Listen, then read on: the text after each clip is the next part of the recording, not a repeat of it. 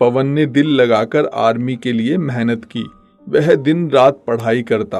कुछ ही समय बाद उसने आर्मी का एग्जाम दिया और अच्छे अंकों से पास भी हुआ। इसके बाद फिजिकल एंट्रेंस भी पवन ने बड़ी आसानी से पार कर दिया। कुछ समय बाद पवन की नौकरी फौज में लग गई। उसके माता पिता का सीना गर्व से चौड़ा हो गया। पवन के पिताजी चाहते थे कि बड़ा होकर वो देश की सेवा करे। पवन अपने पिताजी की उम्मीदों पर खरा उतरा। दोनों के रास्ते अलग हो गए थे। दोनों एक दूसरे से जुदा हो गए थे। समय का पहिया इसी तरह घूमता रहा। कुछ सालों बाद अंजलि की शादी रवि नाम के एक लड़के से हुई। रवि बैंक में अकाउंटेंट की पोस्ट पर कार्य करता था। अंजलि को ऐसा ही पति चाहिए था जो रोज उससे मिले, उसके साथ रहे और अच्छी कमाई करे। अंजलि अपनी लाइफ में बहुत खुश थी। एक रोज उसका पति ऑफिस से आया। लीजिए पानी। क्या बात है, आज बड़ी खुश नजर आ रहे हो?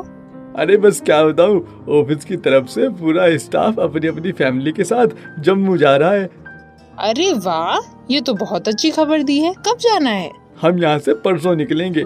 सर ने एसी बस करवाई है। ठीक है, फिर मैं आज से ही जल्दी सारी शॉपिंग कर लेती हूँ। अंजलि और रवि ने अपनी शॉपिंग पूरी कर ली। वो समय भी आ गया जब पूरा स्टाफ जम्मू के लिए रवाना हो गया। लगभग 12 घंटे का सफर करने के बाद पूरा स्टाफ जम्मू में दाखिल हुआ। जम्मू में दाखिल होने के कुछ ही देर बाद आतंकवादियों ने उनकी गाड़ी पर हमला कर दिया। आतंकवादियों ने सभी लोगों को एक एक करके बाहर निकाला। वो सभी लोगों को एक खाली खंडर में ले गए। आतंकवादियों को जिससे जो मिला उन्होंने उससे वह छीन लिया। बस के सभी लोगों को घुटनों के बल जमीन पर बिठा दिया गया। कुछ ही देर में खबर इंडियन आर्मी के पास पहुंच गई। इंडियन आर्मी की एक टुकड़ी लोगों का रेस्क्यू करने जम्मू पहुंची।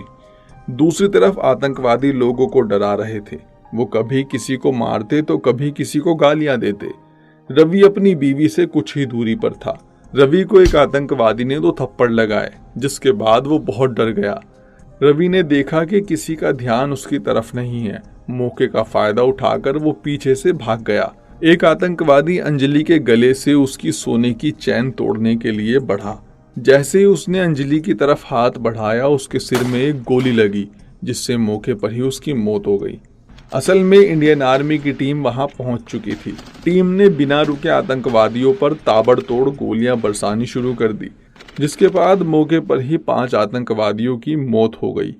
अब टीम खंडर के अंदर आई तो सभी सैनिक रुक गए, क्योंकि एक आतंकवादी ने अंजलि को गन पॉइंट पर रख लिया था। जिसके बाद कैप्टन ने अपनी टीम को रोक दिया। अपने हथियार फेंक दो। कैप्टन ने अपनी राइफल नीचे रख दी और धीरे से आगे बढ़ने लगा। आतंकवादी ने उससे कहा कि वो अपने घुटनों पर बैठ जाए। कैप्टन अपने घुटनों पर बैठ गया। आतंकवादी का ध्यान जैसे ही दूसरे फौजी पर गया, कैप्टन ने अपने बूट से पिस्टल निकाली और आतंकवादी के सिर में गोली मार दी। जिसके बाद कैप्टन ने अपना आर्मी मास्क हटाया। मास्क हटाते ही अंजलि हैरान हो गई, क्योंकि वो कोई और नहीं बल्कि पवन था। हाय अंजलि, तुम ठीक हो ना? तुम्हें कुछ लगी तो नहीं?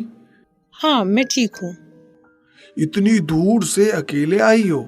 नहीं, मेरे पति भी साथ आए थे, लेकिन वो पता नहीं कहीं चले गए।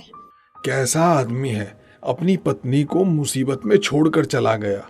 चलो तुम हमारे साथ कैंप में चलो, मैं तुम्हें वहां किसी से मिलवाता हूँ। पवन अंजलि को अपने कैंप लेकर गया। वहां उसने उसे अपनी मंगेतर से मिलवाया। पवन की मंगेतर प्रिया भी आर्मी से ही थी। अगले महीने दोनों शादी करने वाले थे। ये सब देखकर अंजलि को 3 साल पहले लिए अपने फैसले पर काफी अफसोस हुआ। वो सोच रही थी कि अगर आज उसने पवन से शादी की होती तो उसकी रक्षा करने वाला उसे बहादुर पति मिलता।